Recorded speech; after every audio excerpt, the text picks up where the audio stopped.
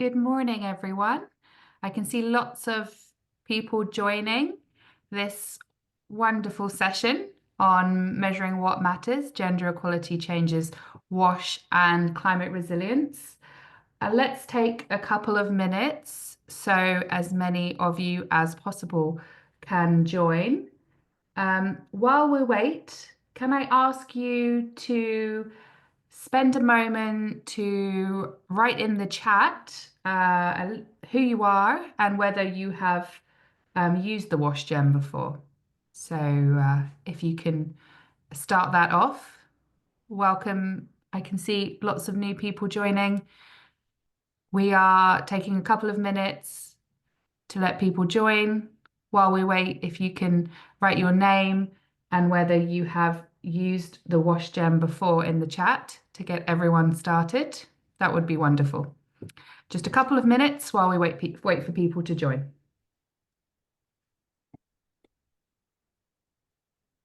Wonderful. I can see lots of you writing in your role and where you work. Some people with experience working with the wash gem, some that haven't. Great opportunity to learn more about it today. Wonderful. Okay, just another minute, I think, and then we'll kick off.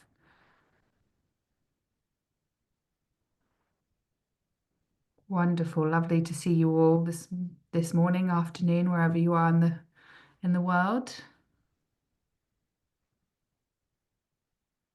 Okay, lots of us joining, some of us with experience of working with the wash gem and some who haven't, which means this is a great opportunity to learn more about this incredible tool, measuring what matters.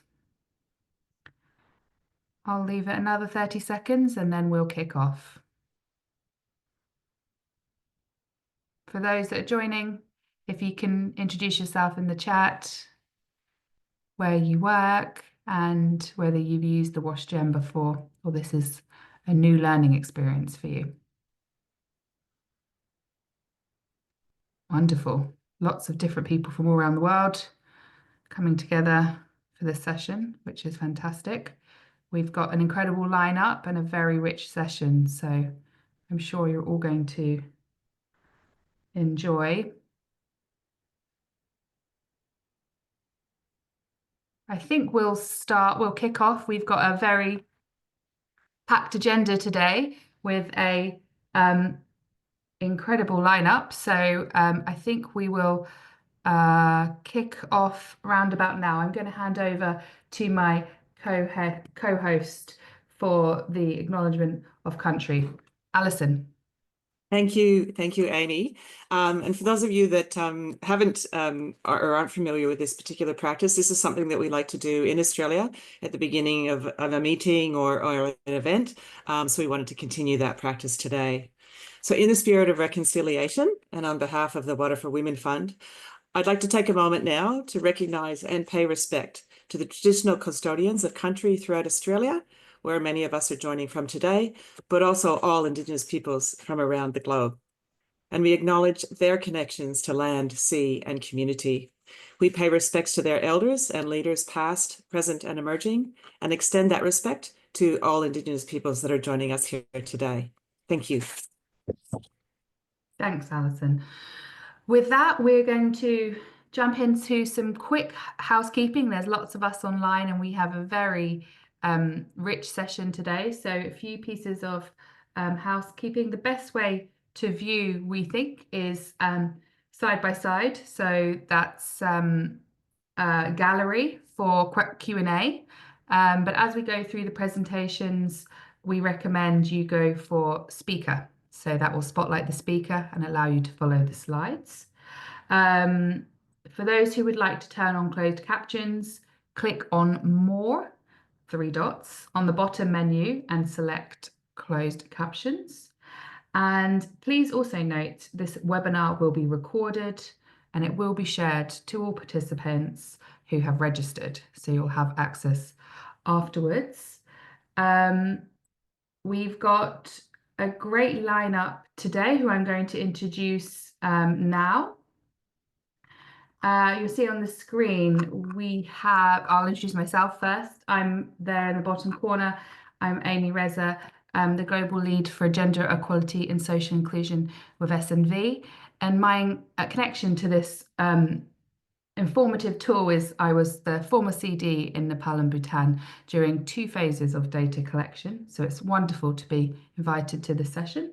Alongside me co-hosting, we've got Dr. Alison Baker, the fund manager for Water for Women.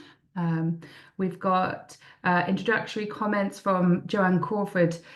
Jo was involved in the initial WASH Gem research and has over 2 decades working on gender equality, poverty measurement, and has been recognised with a number of awards, including a Member of Order of Australia and listing on the Victorian Honour Roll of Women. So wonderful to have you today here, Jo, to kick us off. We've got Jess MacArthur, who has recently completed her PhD on gender and WASH and was led the technical aspects of the WASH Gem piloting, analysis and validation. Julia Willits, Professor and Research Director, who led the team developing this WASH Gem, and last year received an IAA Global Gender and Diversity Award for this and other collective work. We've got my colleagues from Nepal and Bhutan, Jigme Chodin, Gender Advisor in Bhutan, Yugen Wenchuk, Disability Inclusion Advisor, SNV Bhutan, Ratan Budatoki, Climate Project Leader, Climate Resilient Rural WASH from SNV Nepal, and my fellow colleague Gabrielle Harcrow, Global Lead for Climate Resilient Rural WASH with SNV, and Joss Mott, GESD Advisor, who we work closely with in the Water for Women Fund. So much experience, practical and conceptual across this incredible tool, which we are going to deep dive now. So I will hand over to, I'm going to do the right, yeah. Just no. Before I hand over, I'm going to quickly just run through the agenda. So we're going to do a bit of an introduction, set the scene for why measuring gender equality in WASH is so important. We're then going to have a Q&A session where we'll answer some general questions about the WASH Gem, and then we'll go into a much more detailed run through looking at the impact evaluation in Nepal, Bhutan, and Laos, some deep diving into Nepal, looking at the tool, training and support, and then looking at it in practice with my colleagues in Bhutan. And then we'll open up for questions, so you all have an opportunity to ask across the panel and some closing remarks. With that said, I'm going to hand over to Alison for some opening remarks. No, I'm going to hand over to Joanne Crawford for the opening remarks. Thanks so much, Amy. And thank you to everyone who is joining the webinar this evening. I had the privilege of being involved in the development of the WASH Gem, so I'm really excited to join this webinar to hear about recent developments and the impact the work is having.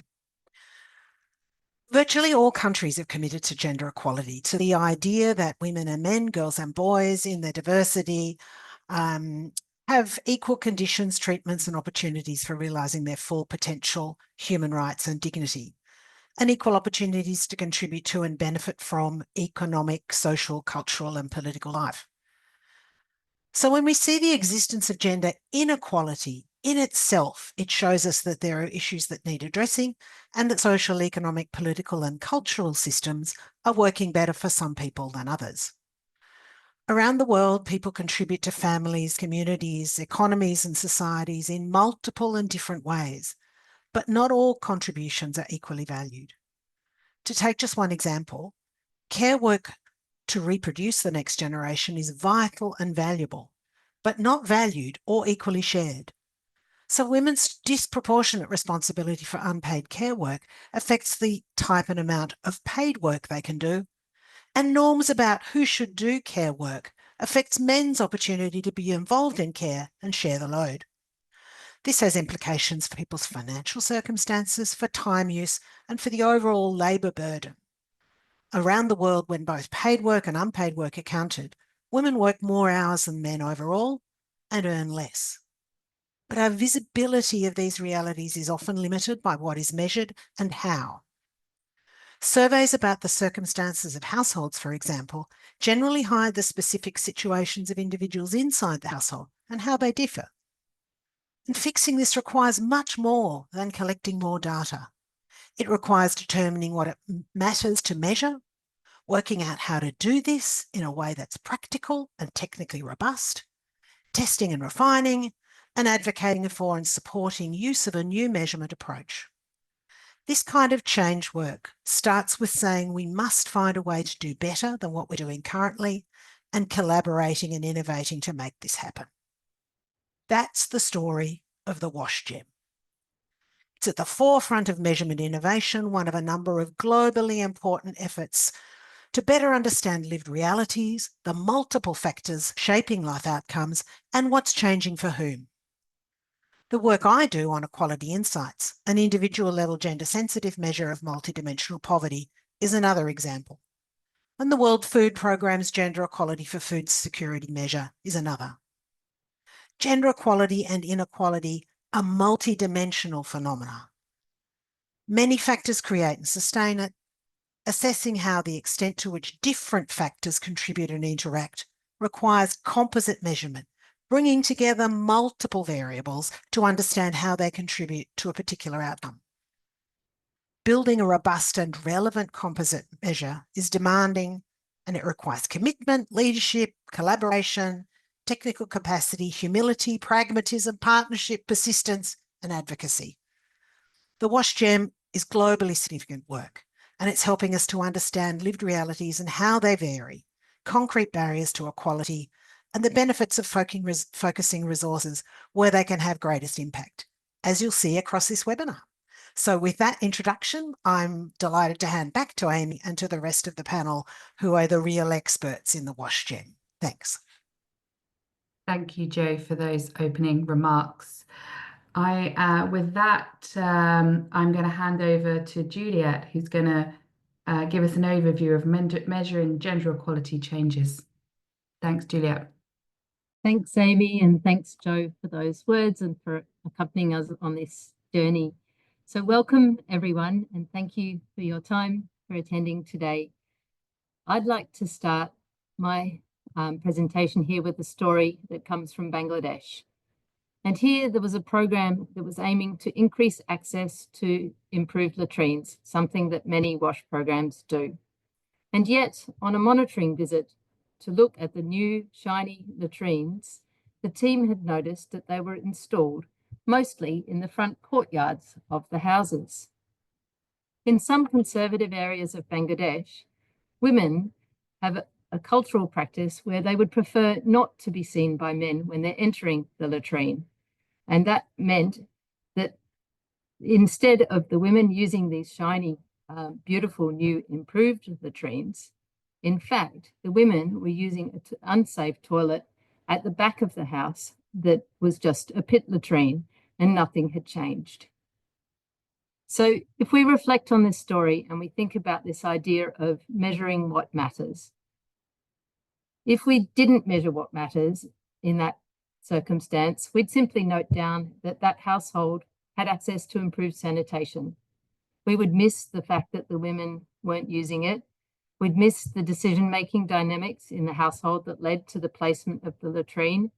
We wouldn't have a concept of the social norms that led to the practices that influenced the women's behaviour. And we would miss knowing anything about the distress experienced by these women continuing to use the unsafe latrine. And if we add climate impacts on top, imagine yourself using this latrine in the middle of a flood. And so if we look then at these different areas of gender equality and connections to other aspects such as climate resilience, social inclusion, and gender equality, we know that these different parts of life interact. And there is existing qualitative evidence about these interactions, many qualitative studies, but very little quantitative evidence.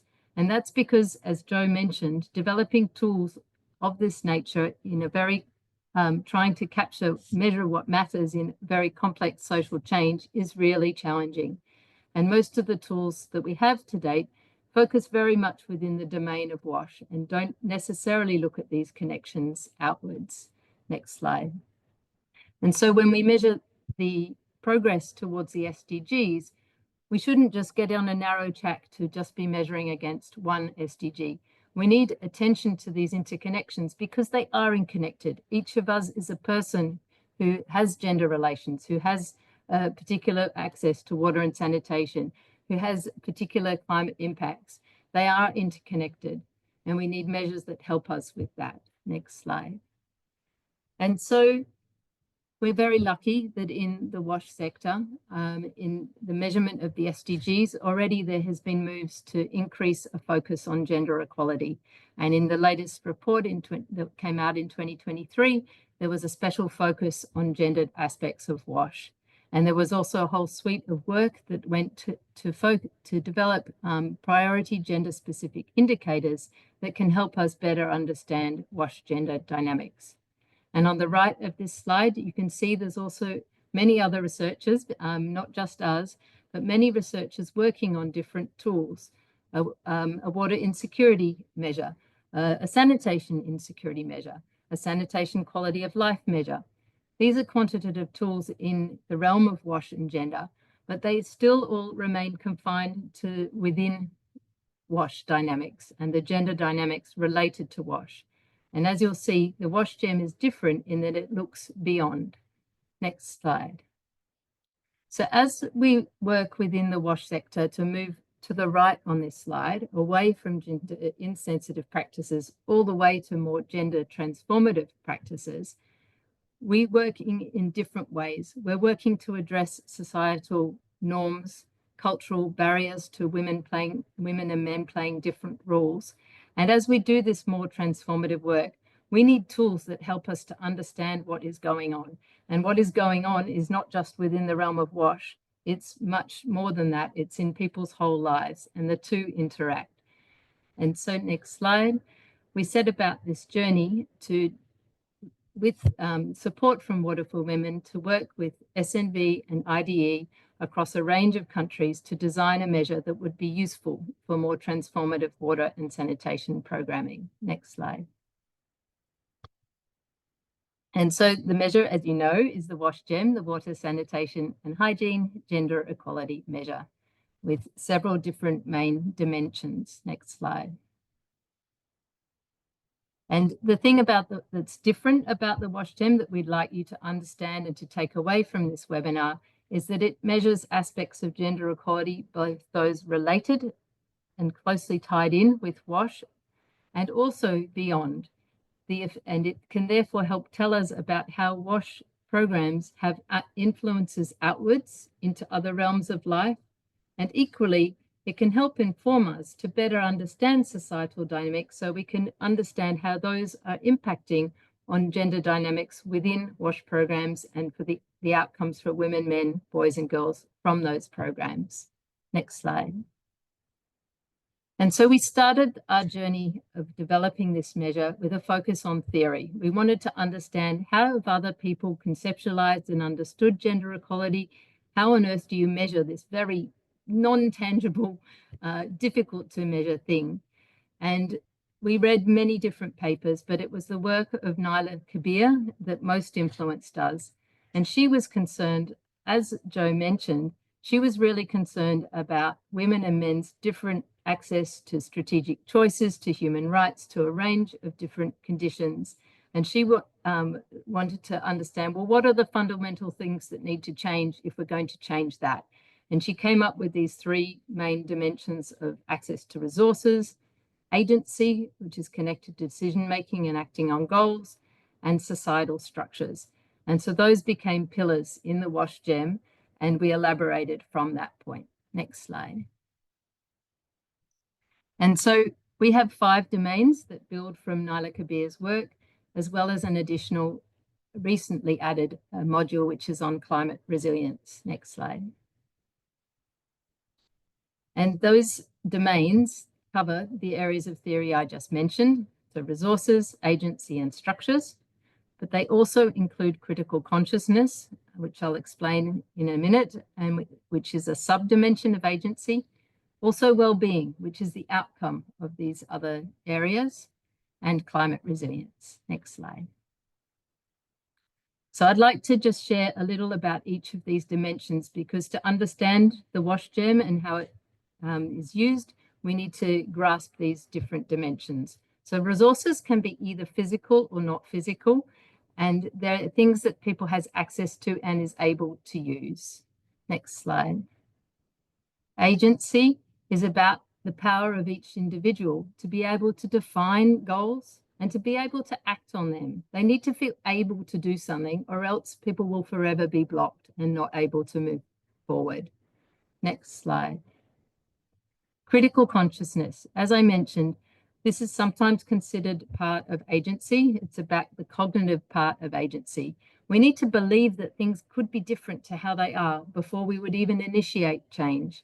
And so critical consciousness is about people's understandings of whether or not there exist gender equalities in the world within which they live, and whether or not they perceive things should be different to how they are. So it's a very fundamental area about people's mindset. And we think it's critical for understanding where people are at and what sort of change they would like to see happen in their lives. Next slide. Structures is about both the informal structures that guide what we do, what we can say, what spaces are open to us, and also formal institutional roles. And so very much around the social norms that dictate how we act with one another. And in the WASH Gem, we're aiming to understand how, if and how are these structures becoming more supportive of gender equality. Next slide. Lastly, climate resilience. Climate resilience isn't something where everyone has the same experience. So whether it be an understanding of severity of events, how prepared an individual feels, whether people feel a response was appropriate or rapid or effective, these are all individual experiences. And so we added to the WASH Gem an additional module that helps get at these subjective experiences. And it can be explored for a range of different climate events. Next slide. So all of these dimensions, these 6 domains, they're all interrelated one another. They're not separate. And as you hear from the analysis that Jess will talk through, we need to understand some of those interrelationships. So whether or not you have access to resources, maybe you have access to resources, but you don't have the agency to be able to use those resources. So we need to understand them together rather than separately, and hence why the measure is a multidimensional measure. And last slide. So I'd like to conclude by coming back to this idea of gender transformative WASH and measurement tools in the realm of gender transformative WASH. When we do measurement of this type in these complex areas and domains that I just mentioned, we need to not just go looking for what we're hoping for, the kind of success that we hope a WASH program might bring. We actually probably need to more importantly focus on unintended outcomes, because when we challenge societal rules and norms, of course, there's going to be some backlash. It's not going to be all smooth, and we need to understand and hear about issues and problems that come up as well, so that they can be overcome. And so the WASH Gem, by covering this wide range of dimensions, helps show us and guide us in taking approaches that do no harm and being aware of where we might be creating ripples or problems. And lastly, we need to capture the views of women and men. Too often, work around women's empowerment only interviews women and tries to solve everything from the women's side. And we believe that to achieve gender equality, it requires a broader societal change, including men. And also, men's experiences may not always be positive. They sometimes, as you'll hear from Jess, sometimes they were worse off. So another important aspect in gender equality measurement is hearing from both women and men. And with that, I will I'll hand over to Jess, who's going to give you more of an overview of the tool itself. Thank you. Thanks, Julia. Just before we go into Jess's presentation, can I remind everyone if they have questions as Jess goes through, to pop your questions in the Q&A function in the bottom right hand of your screen. Thanks everyone, and over to you, Jess.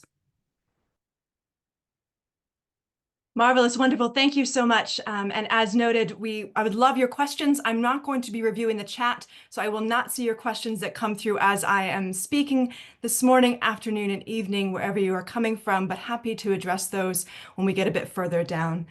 So I'm going to be briefly describing the structure, modality, and the types of results that we might expect or we might try to explore from the WASH gem.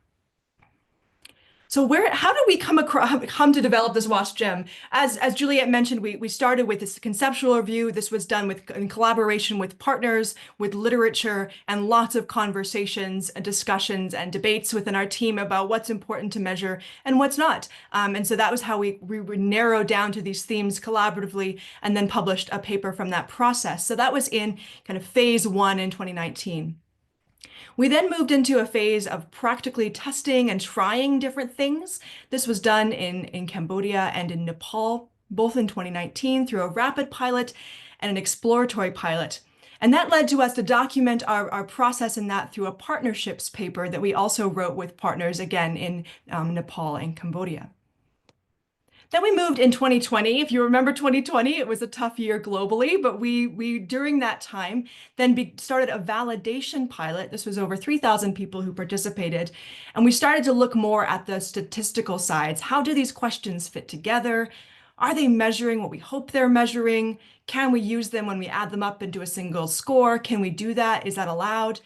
And that led us to this process to then test things in Bhutan, Cambodia, Laos, and Nepal and Ghana in 2022. And finally, in our most recent phase of data collection, we did an end-line study in 2024, last year, in Bhutan, Laos, and Nepal. And if you see at the top of the slide there, you have the version 1, 2, 3, 4, and coming soon, hopefully, version 5 of the tool. So you see that we're continuing to evolve and to strengthen and to grow the tool as we move, because we are learning in the process as well.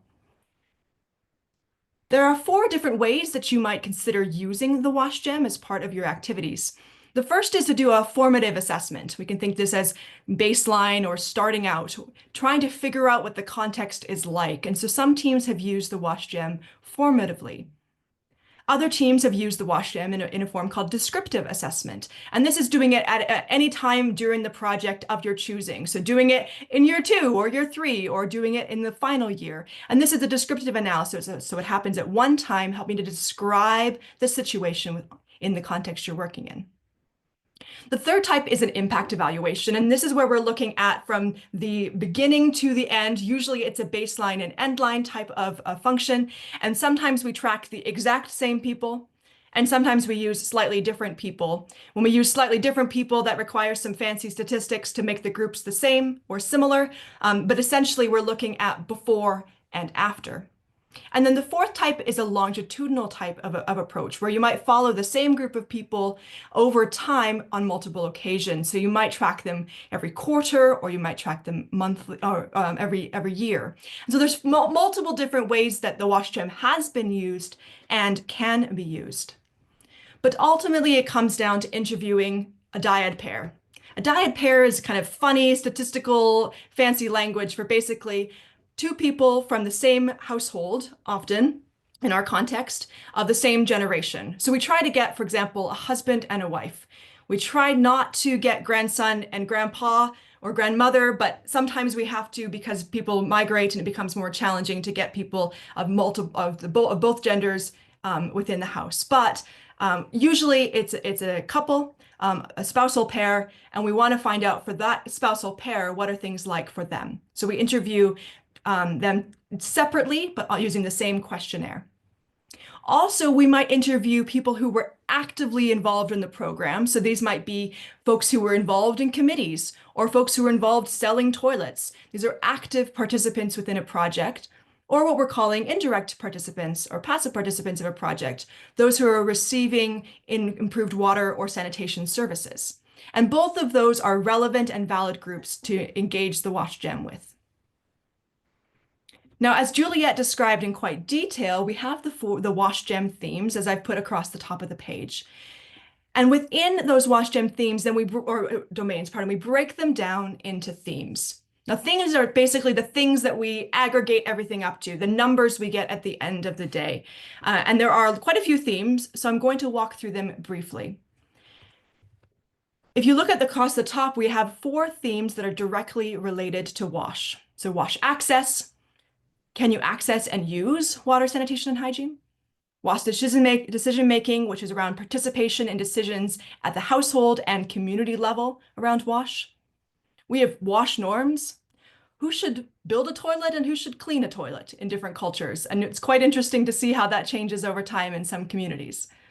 And then lastly, feelings of WASH well-being. So this is safety, privacy, and lack of stress related to WASH.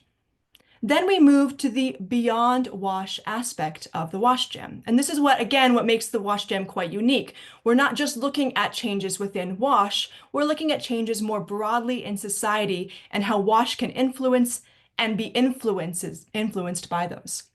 So I'm just going to highlight a couple here quickly for you. We have, for example, in the resources domain, social capital, or the non-financial benefits of personal networks. So basically, do you have networks to help you out when your house floods? That's a good example of social capital. Moving to agency, we have themes like self-efficacy or belief in one's own capacity to set goals and act on them. I'm not a very good cook. So my self-efficacy in cooking I don't feel is very high. So I might say, I'm not so great at making chocolate cake. I'm not even going to try. We're not even going to try making chocolate cake. In that example, I have low self-efficacy in my chocolate cake making. But maybe I get some training, maybe I build my confidence, maybe my mom shares me my grandmother's secret recipe for chocolate cake and my self-efficacy builds up. And I can strengthen my self-efficacy and I feel very strong in my capacity to to make a chocolate cake. That would indicate my high self-efficacy. It's a silly example, but hopefully you can replicate that in your mind to water and sanitation. Moving now to critical consciousness, we have the theme of equality awareness, or personal beliefs about gender equality, as Juliet explained.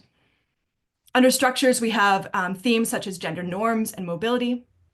And lastly, under WASH well-being, we have aspects such as life satisfaction, physical health, and mental health. Now, the climate theme, or the resilience domain, was added in 2020, and so we also have aspects related to that. You might notice on this slide there are some plus signs and minus signs. Basically, this is our way of explaining how strong those measures are. So how we can think about it as a measuring tape, and we think about some measuring tapes might measure in inches, some might measure in even quarter inches. You can see that I grew up in America, and getting down to smaller and smaller increments. And you can think about the number of pluses as how detailed that particular measuring tape is. So some of our measuring tapes are better than others. Now, if we go back to those different domains, again, those domains are broken down to themes, and each of those themes have different items. Now, an item is a funny word for question or a fancy word for question, but when you ask someone, do you strongly agree or strongly disagree with a statement, it's not really a question, so we use the word item instead. And you can see the number of items displayed here by the little boxes, and you can see how these are broken down between WASH and beyond WASH. So each one of these little boxes is a specific item or question that is part of the WASH gem.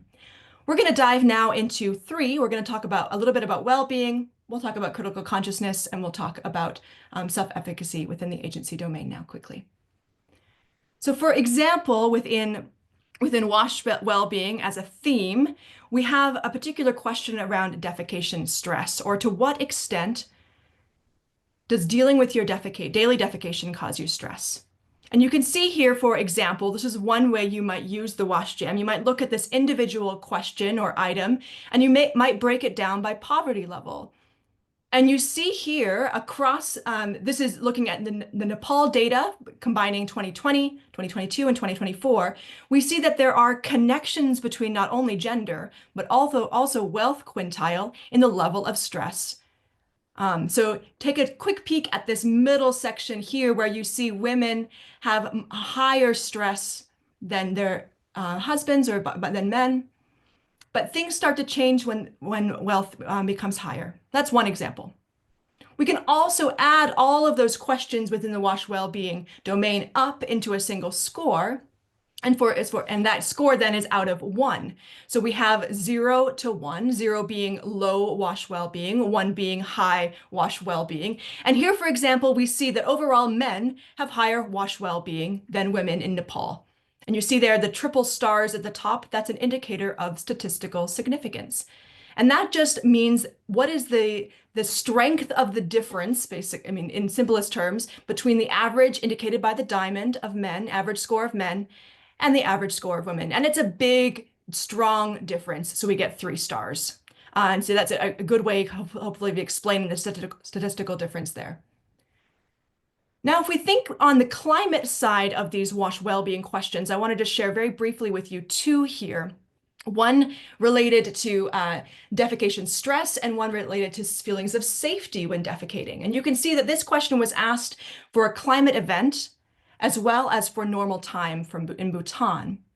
And remember, those stars mean the difference, how big those differences are, the statistical strength of those differences. And we can see for women, they had significantly higher stress and felt much less safe during climate events in defecating than men in their same communities. Now let's move now to equality awareness.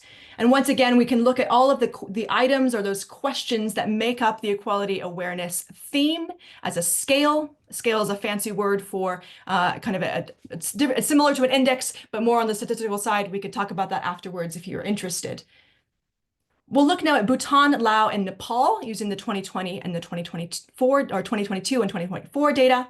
And what we see here is that Nepalese men had 3 stars, see, significantly lower scores than women. So we see similar levels of equality awareness in Bhutan and similarly levels in Laos, NS being not significant. But in Nepal, men had lower equality awareness than women.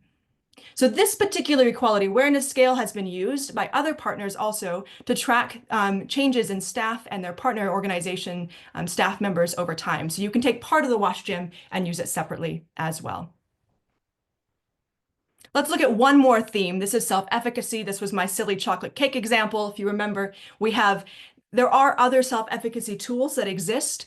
When we started doing what's called cognitive testing of a tool. So we basically go to communities and we ask them, does this question make sense to you?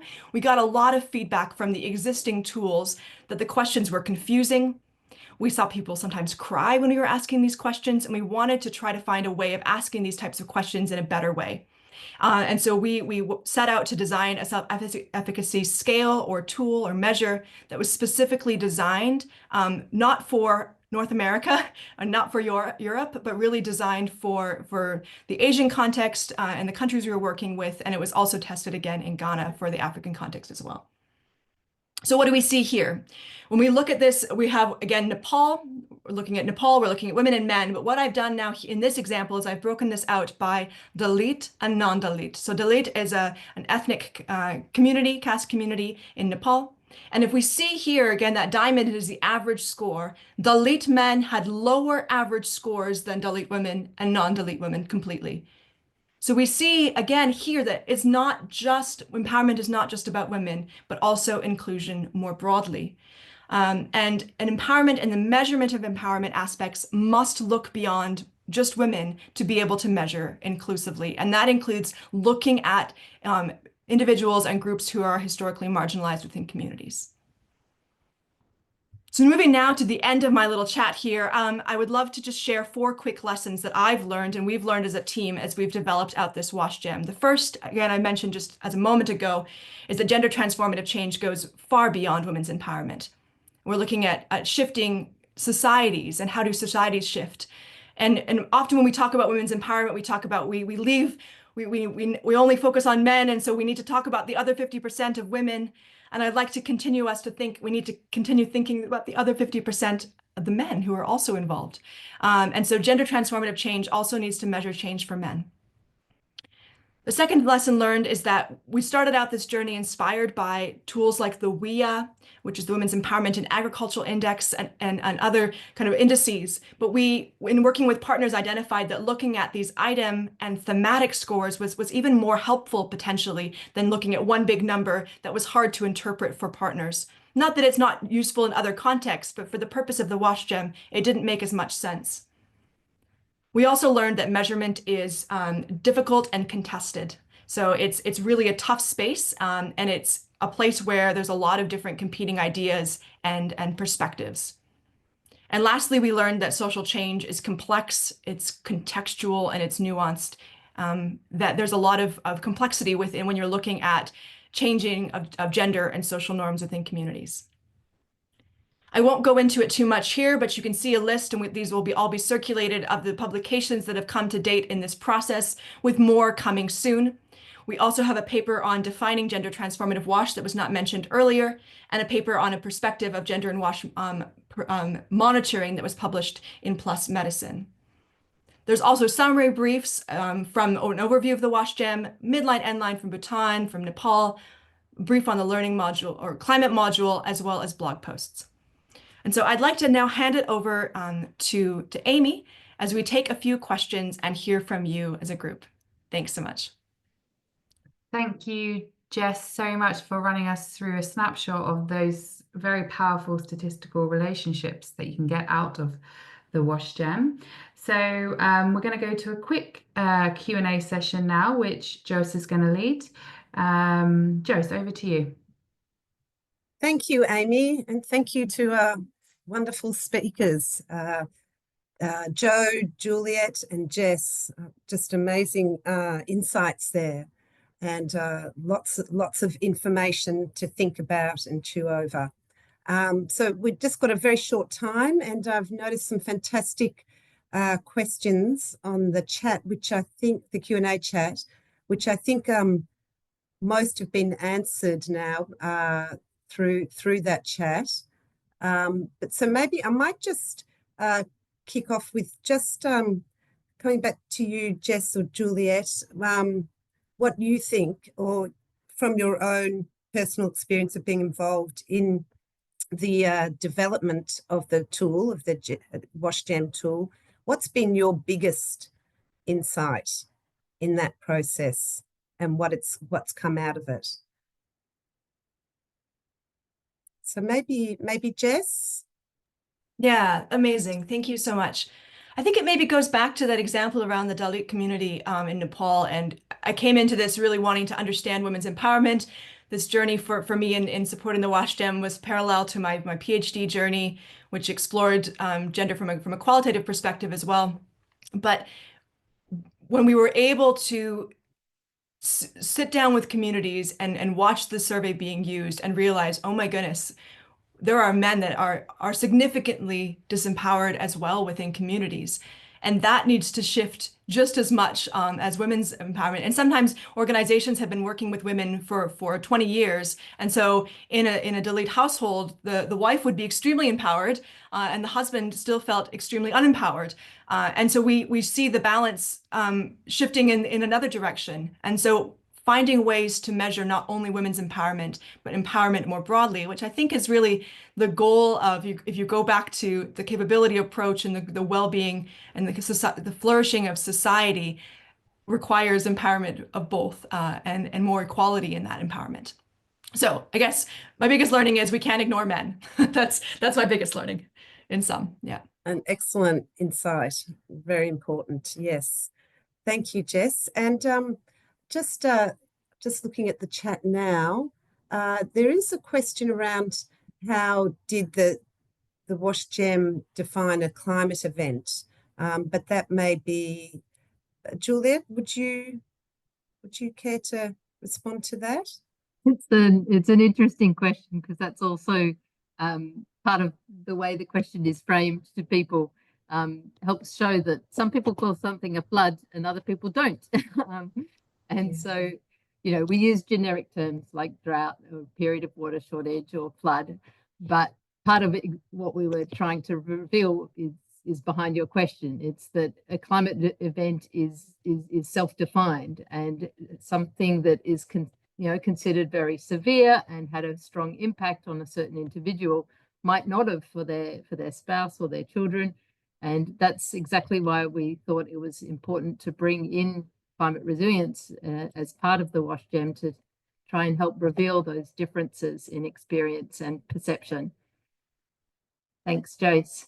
Thanks, Juliet. And it really reinforces too the importance of looking at those intra-household dynamics of how different people in the household experience it.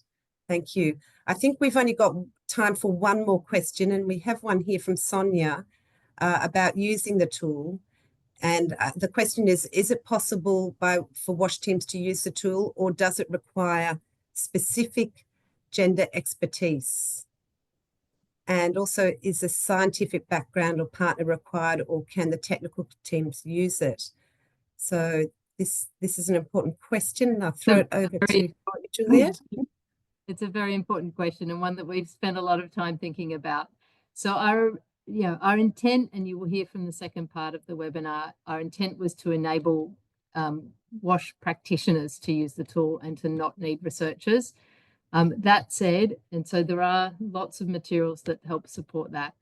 But that said, we, in our experience, and particularly in using it, Jess showed the different ways it can be used. If you're using it, for instance, for impact evaluation, you end up with quite complex graphs like the ones that Jess just showed. And that is a real skill set. It's not every practitioner who can understand the idea of statistical significance and to really interpret the results. And so I think it depends how you're going to use it. Certainly you can use it and be able to use there's automated analysis code that you can download, and you can at least look descriptively at what the results are. You might not understand things like whether something is significant from a statistical perspective, but maybe that doesn't matter for you. Maybe you can still generate insights. And so my answer is sort of sitting on the fence. It's saying we would love people to use it, and we think that it can be used without a lot of research support. But if you want to really generate, I guess, very detailed data and insights, then having a research partner involved would be very beneficial. So hopefully that helps.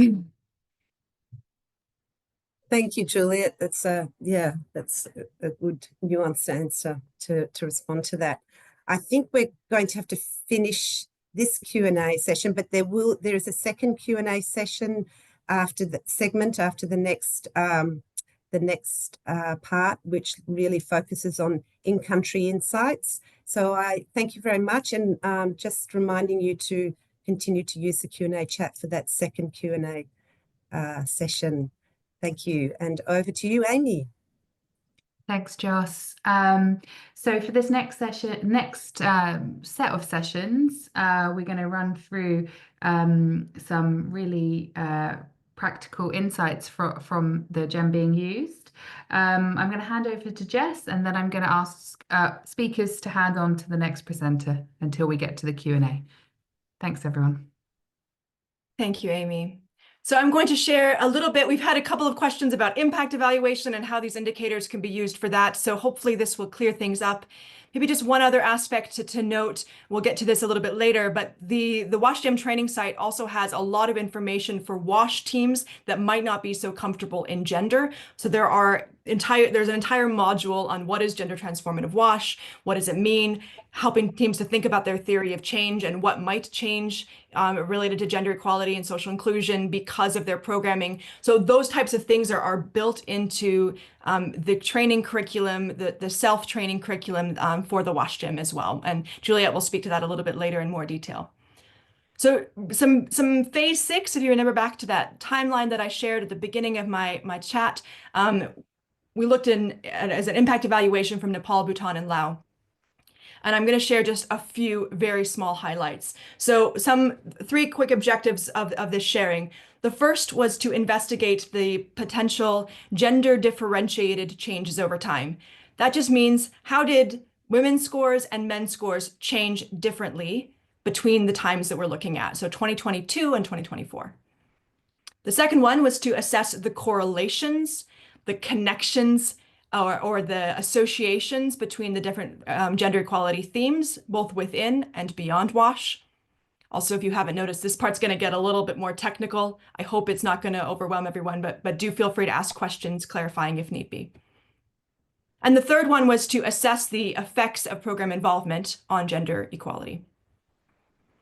So let's look now at objective 1. So as Juliet mentioned, when teams use the WashGem, the R code that's been provided helps to create a visual that looks like this. So it's a grid of the different WashGem themes, and you can plot them. This is an example plot between women and men. And this example, because we had data from 2 years, we're looking at the 2 years from Bhutan. So this is one example of kind of an output that you might receive if you're using the WashGem as a way to understand and to visualize those changes.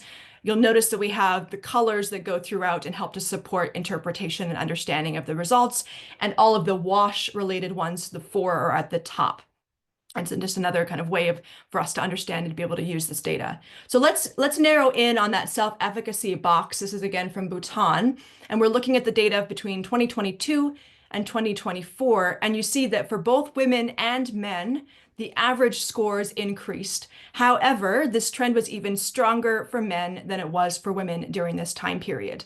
So this is one example of a way that you could potentially use the WashGem to look at changes over time. I'm going to move now to objective 2.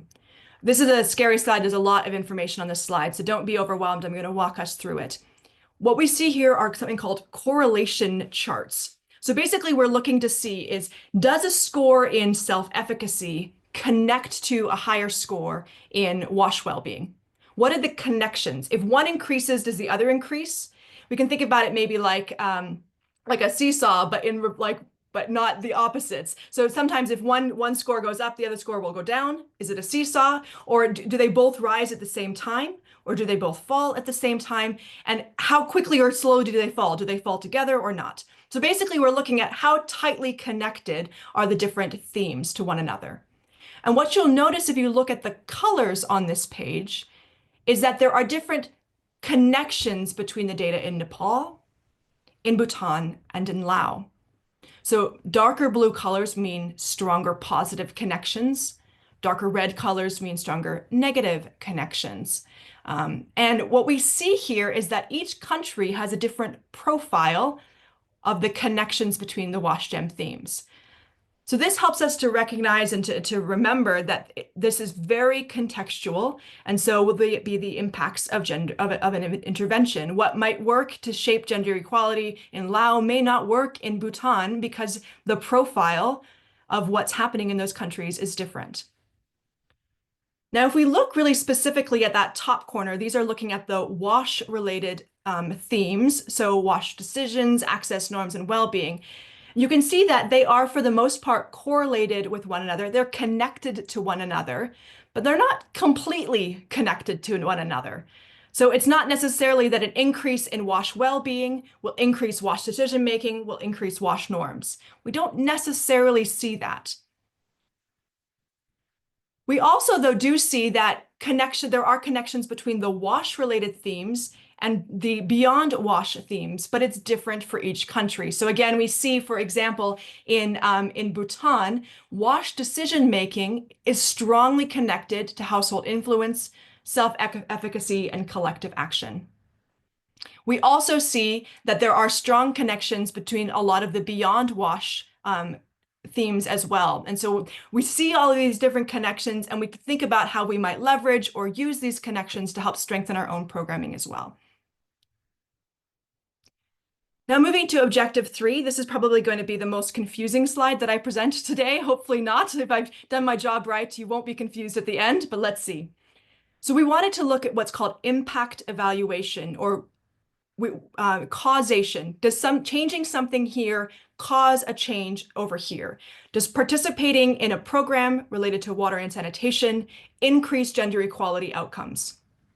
So basically, say it in another way, does program involvement increase self-efficacy, or does program involvement increase social capital? And again, we see that there are different profiles for the 3 different countries. If we look at Nepal, we saw that active program involvement, so this would be active involvement in the water management committees or in mobilization. And there was a list of different criteria of ways that people could be involved, and we looked at this as a yes or no, are you involved or not? But people that were involved had a 15% higher or 15% increase in their self-efficacy scores over time. People that were involved in Nepal had almost a 30% increase in their gender norms scores over time, and almost a 14% increase in their mobility scores over time. And we see that this is actually different in Bhutan, where the influences were related to household influence and collective action, and in Laos, where they were related to self-efficacy and social capital. So we can once again see that the different types of programming that an organization does, where in Laos it was primarily focused on sanitation, and in Bhutan it was both water and sanitation, we see that the different types of programs can influence things differently. Now, what we don't see is that just necessarily getting water shifts self-efficacy. Getting a toilet shifts social capital. It's not just you get a toilet, your social capital goes up. It's how you are involved in the process of getting that toilet. How are you involved in the process of supporting water within your communities? And so we learn very much that it's not about what, it's often about how. And so to dive more into this, I'm going to be passing now to my colleague, Ratan, who's the project leader for climate resilient rural wash in SNB Nepal, to explain a little bit more of this in detail. Over to you, Ratan. Thank you, Jess. Greetings to all. I'm Ratan Burathoki, working as a project lead at SNB in Nepal. In Nepal, we have applied the WashGem tool in 3 rounds in Dai Lake and the Sarlahi districts as part of our water supply work that was supported by DFAD. There are many findings. However, today I would like to present few as a useful learning and examples. Firstly, we looked at the strength of the linkages between, I just mentioned, like active involvement in the program activities and the gender outcomes. So the involvement included like the things such as the training, participation in the committee, and participation in the behavior change communication campaigns, and a number of celebrations at the community level. The data for us confirmed the importance of how we involve people in the processes, not only the improving the wash facilities. So next slide, yes. So this was I think in terms of the connections, and in terms of the impact, secondly, we learned that resilience to the climate impacts differs between women and the men.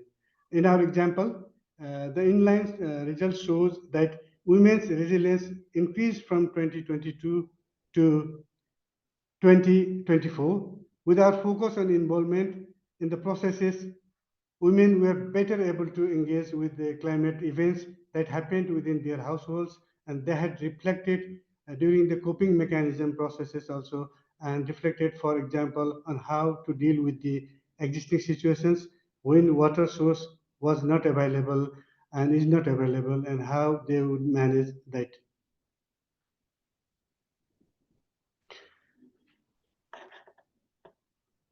Next slide. In terms of thirdly, we found that the most marginalized, particularly people with disabilities, poorest, and the Dalits, people experienced more benefit than others in the resource and the structured domains. For example, person with disability had a good access to the water supply services, and the poorest and the Dalit representative men and women had the opportunity to participate in number of meetings, and there was a good mobility opportunity for them.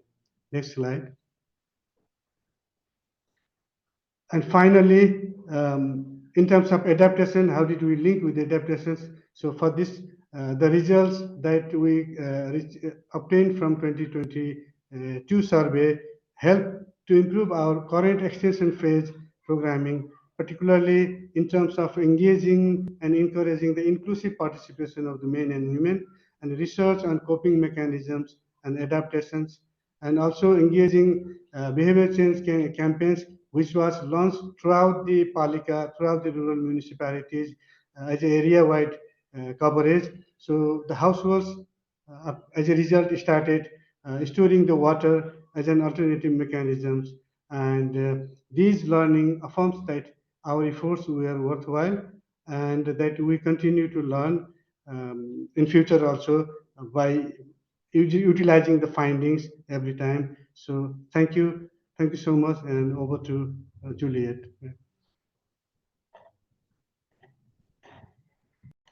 Thanks, Ratan.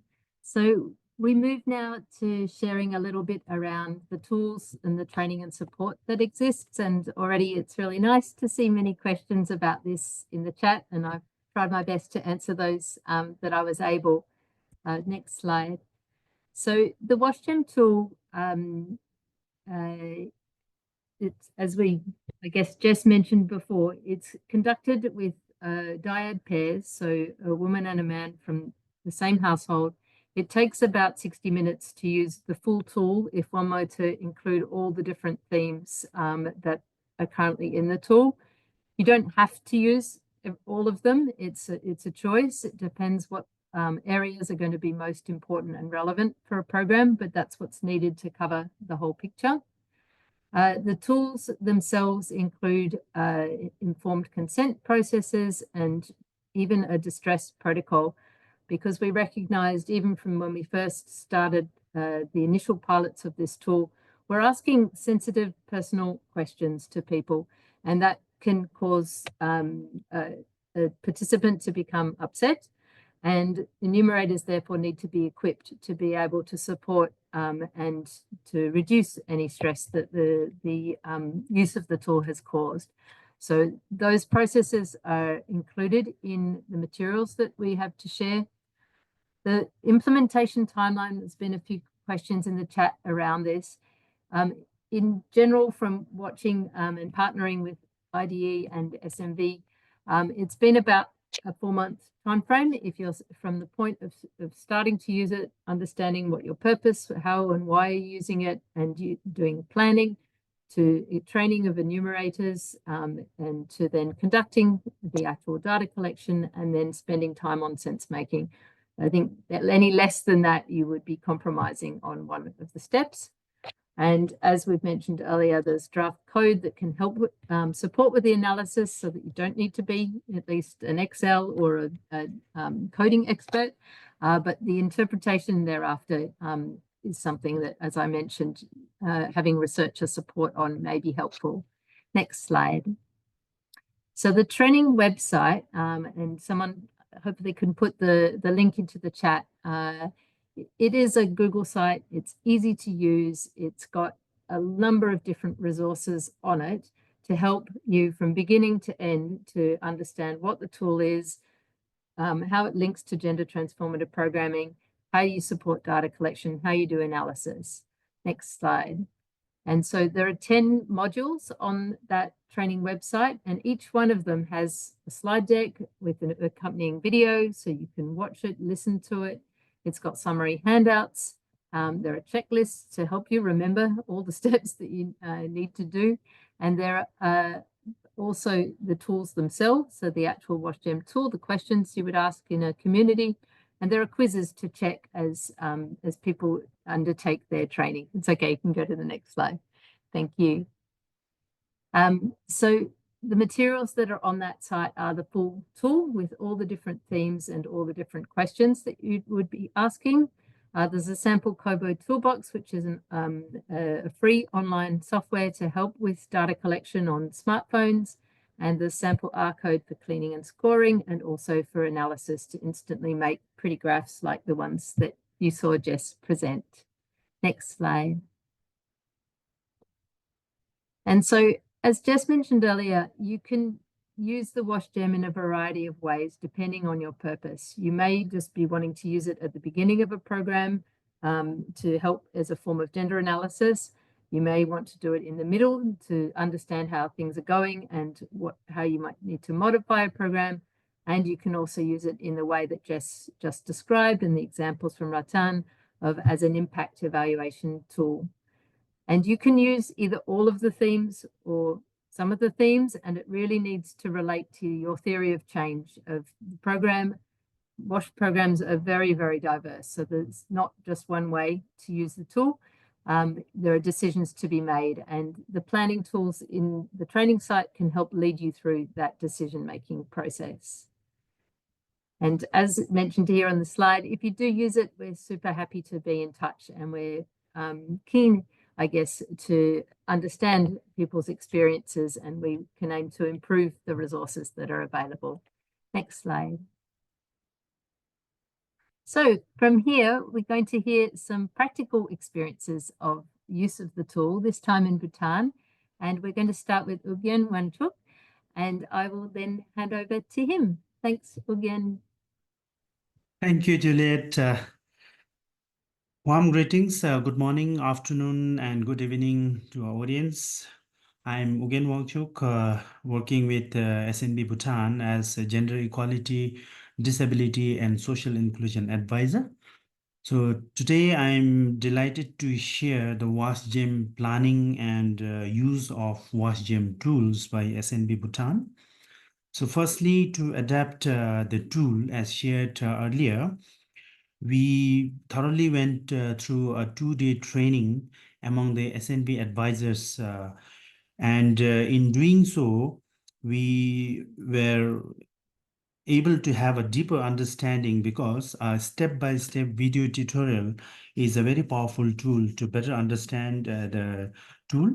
And then we conducted the midline data collection in 2022, as already presented to our audience.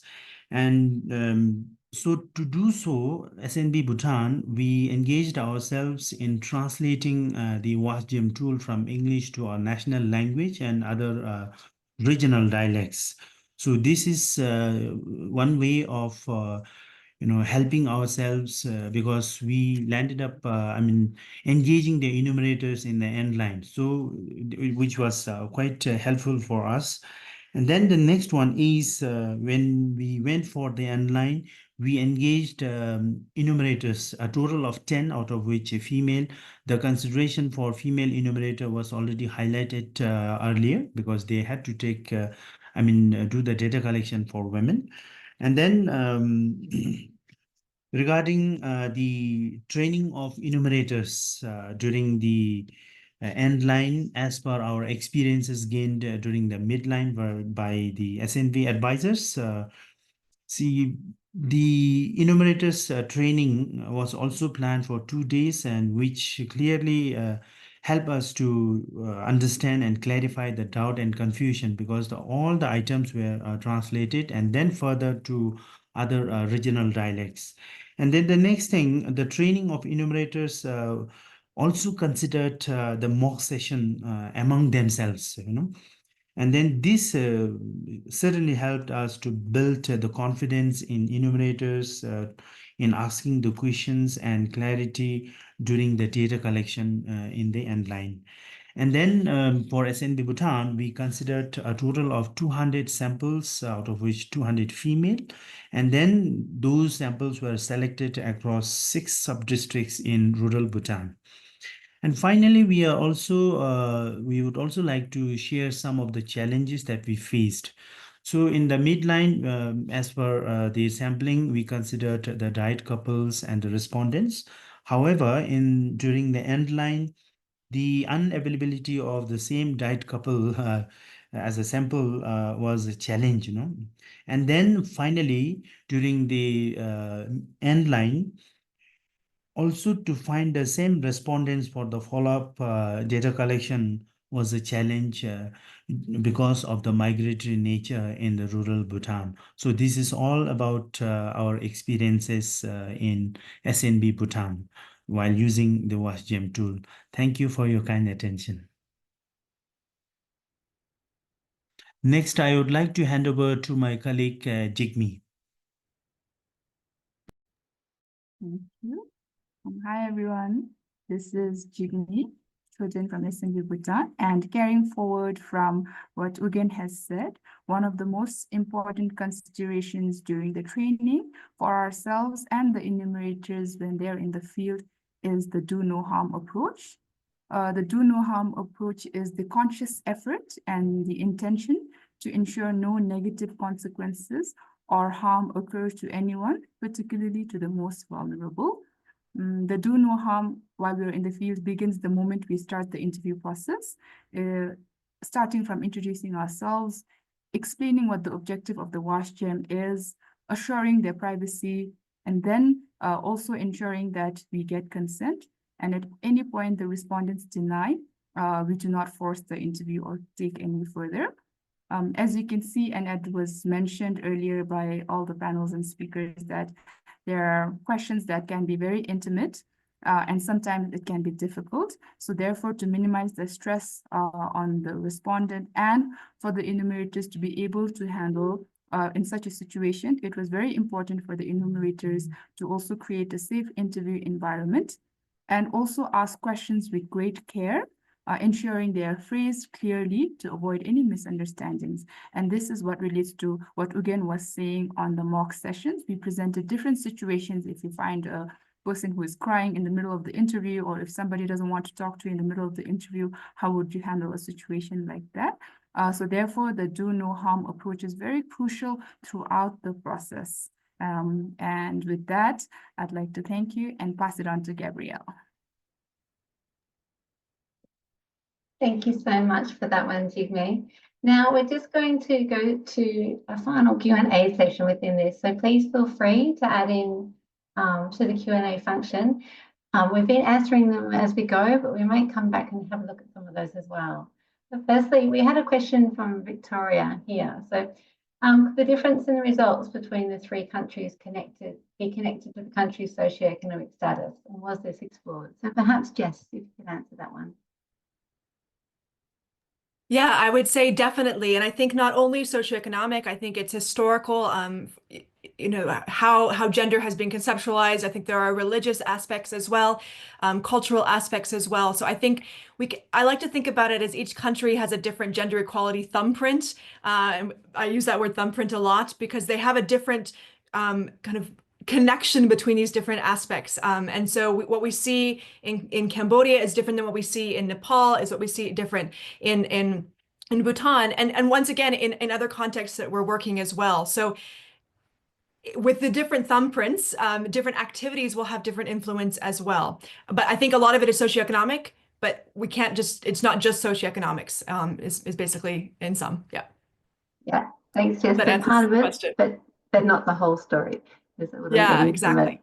Yeah. Yeah, and the WASH gem can dig into that more. Wealth quintiles are calculated, and you can look at how wealth influences things. Yeah. Thank you. There's also one in the in the Q&A from Gabriella, which Juliet has started to respond to, but I'm wondering if perhaps Ratan from the Nepal context would like to add to it. So I'll just read it out for you, Ratan. Some of the barriers to inequality are systemic. So with regards to communities where there is a caste system, is there interventions that involve community leaders who would usually serve as the gatekeepers to ensure that positive changes in social norms are truly transformative and sustainable? Thank you, Gabriel, and it's very valid questions. Yes, how we address that question, that issue in Nepal is that yes, there are several that type of clusters and the communities. We supported the local government. In Nepal, we work with the rural municipalities, and we encourage the rural municipalities to really create a kind of enabling environment for engaging the representative from the person with disability networks and from the Dalits and then from the women members.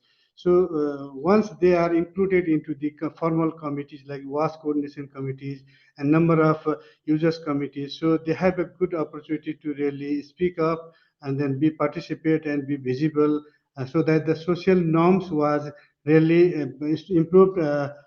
Practices was improved from that processes, but it took a little bit time because for us we worked in 2020, 2022 and 2024, so it takes time, but the water service provision is a kind of connector as well for everyone. So we support it from that perspective. Also in this program, in the previous program and the extension phase, we had a kind of more focused on the disability inclusive and then climate resilience kind of a focus.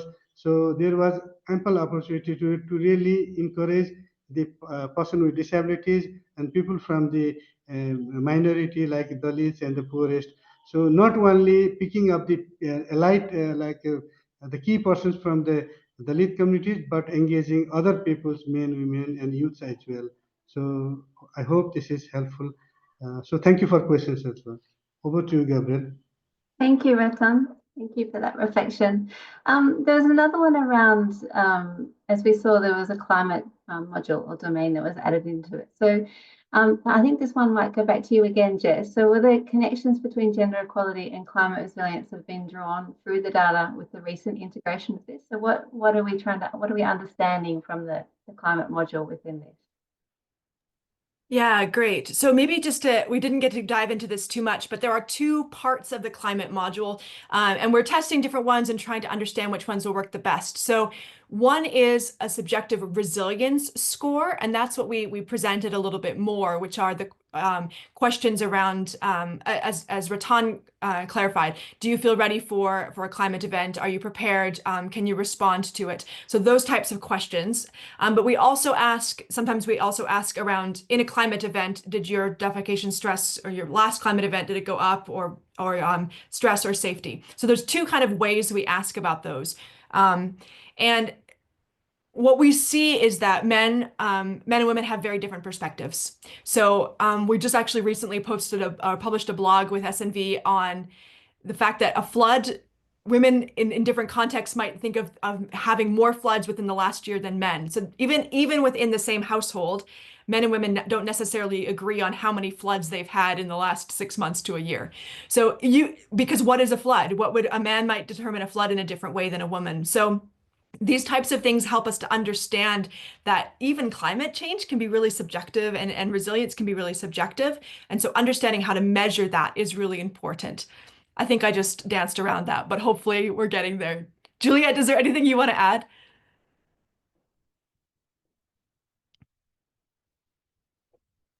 Sorry, just I had to unmute. I think it helps inform strategies, particularly the preparedness and the response, both how they happen within the realm of WASH, when we're thinking about more climate resilient WASH, and also realizing the wider impacts on people's lives, because climate change doesn't just impact your water system, it might impact your livelihood, etc. And so the WASH gem helps by having this individualized measurement. We can start to understand how women and men's experiences, both within WASH and in other parts of their life, are impacting their experience. And that can then lead to different ideas about how you program and what kinds of connections you might need to make. I think we're all realizing with climate resilience that we can't stay quite so confined to WASH. We need to be thinking about those other levels of integration with other sectors. And I think the climate module helps point you to that and helps you to know where and how you might need to make other connections. Okay, thank you for that one, Julia.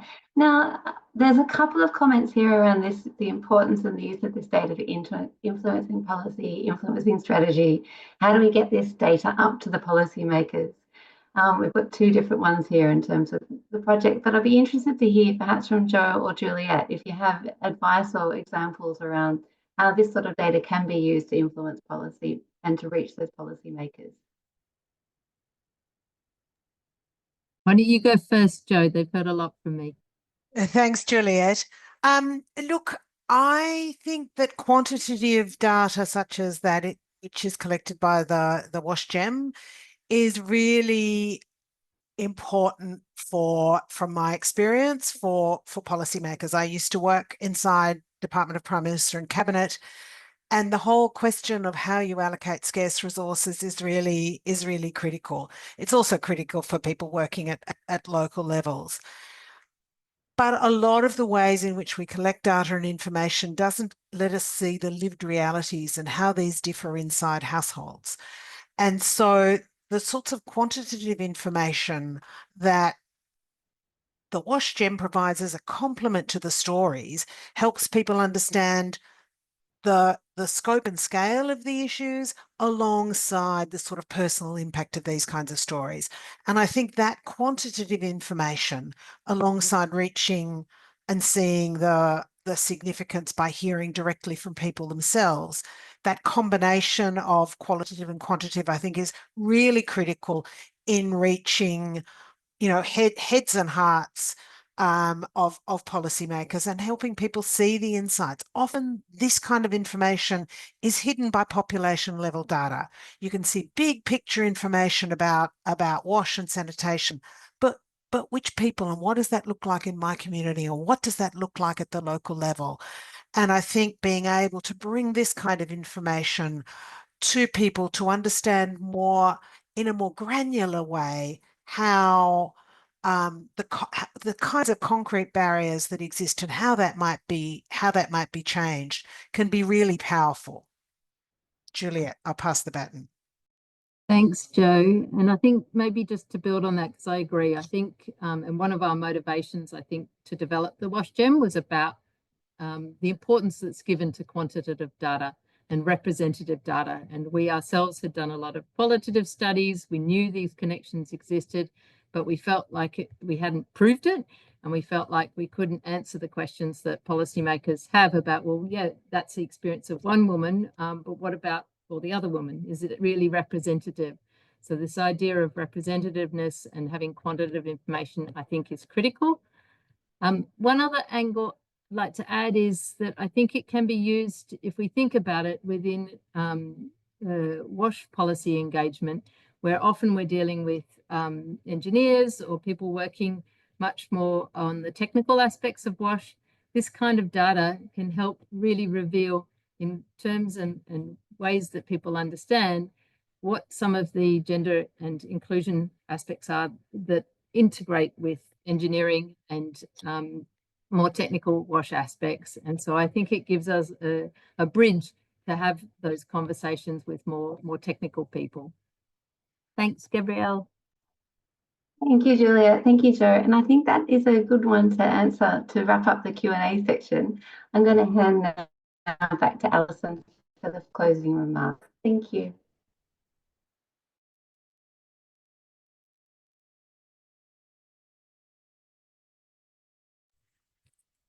I need to unmute myself before I start. But thank you, Gabrielle. Thank you to all the panelists. Wow, is all I can say, I think. What a wonderful, rich discussion we've had over this last sort of hour and a half, really exploring a very practical yet powerful tool that has been developed from a really, really strong evidence base. And I think that's one of the things that makes it so unique, but also the complexities that are actually involved in going through that process. I think make it very special, as has been highlighted a couple of times through the presentation.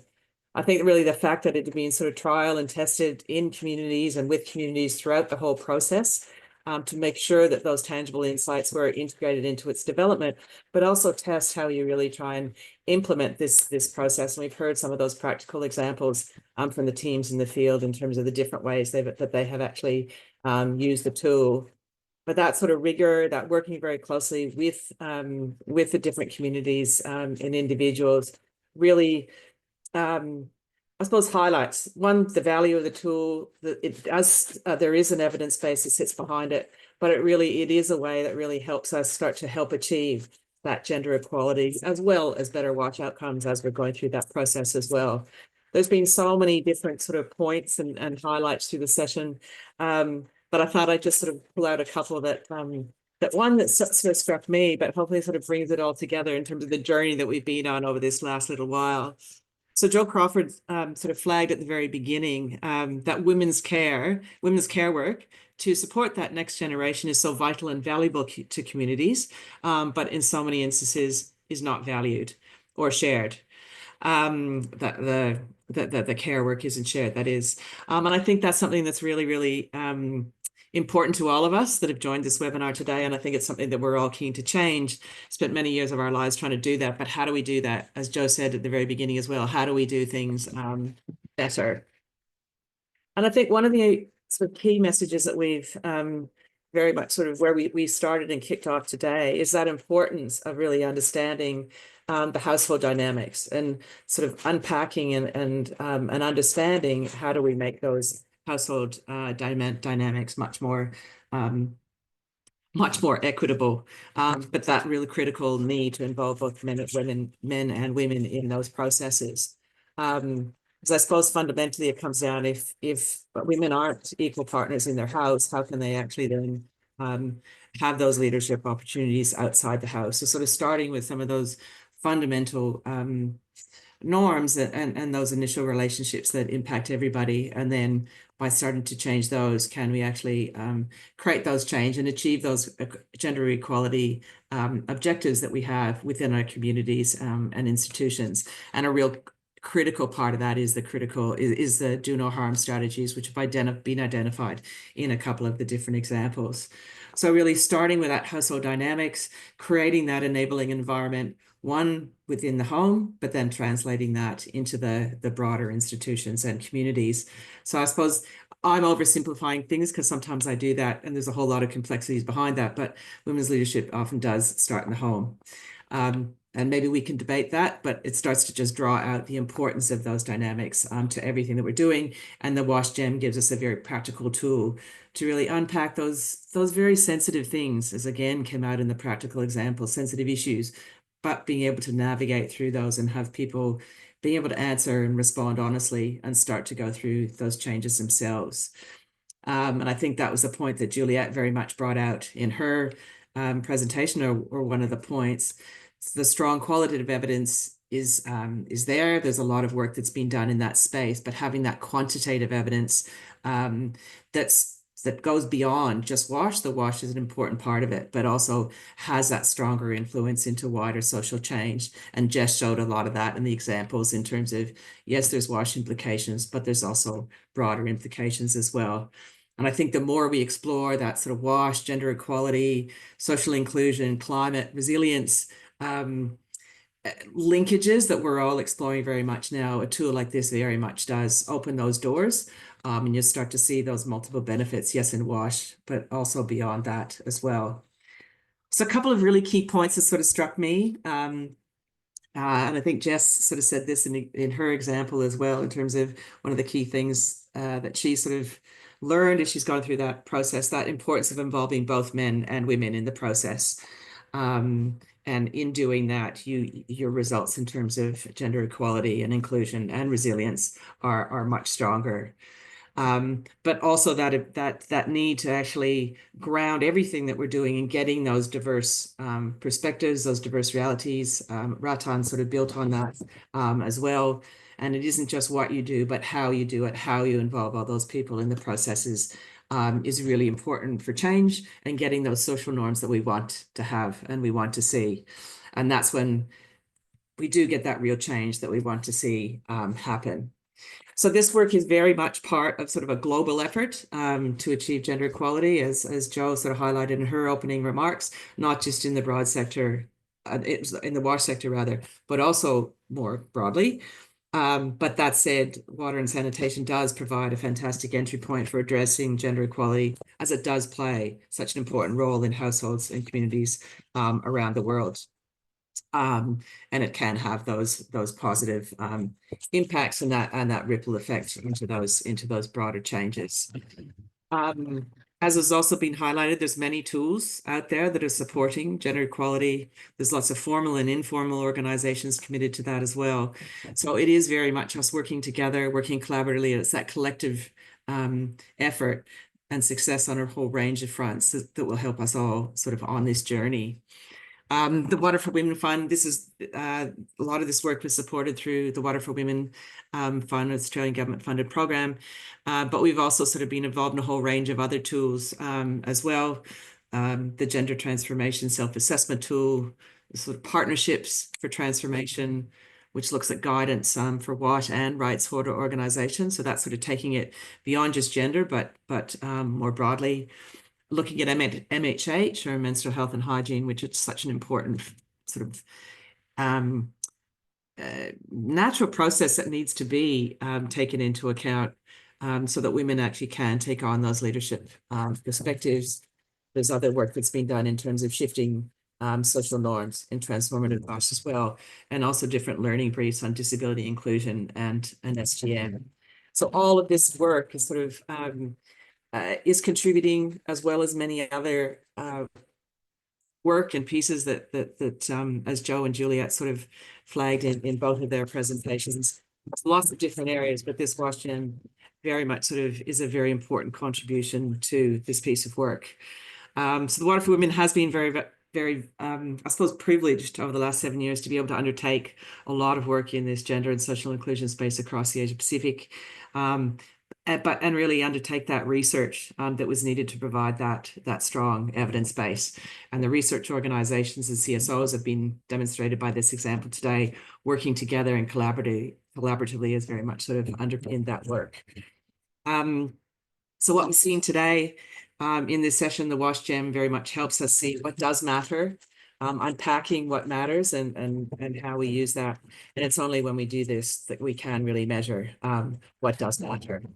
So I sort of encourage you all to take this tool, try it in your own environments. I know the team is very happy to help and interested in supporting you through that journey as well. As we all know, gender equality is critical for the sustainable and climate future. Let's make it happen. And this is a really important sort of step along that journey.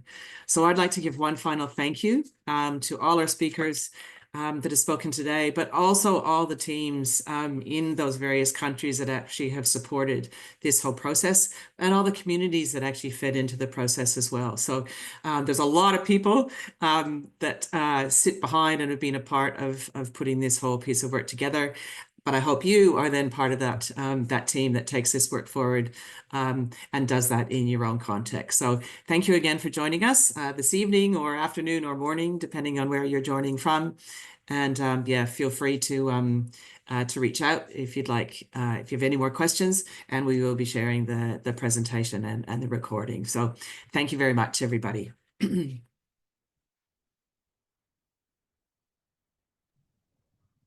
Thanks so much, Alison. And with that, we will conclude the session today. As we know, all the resources will be shared to those registered, including the recording. So huge well done to the team for this very impressive work, measuring what matters. Thanks, everyone.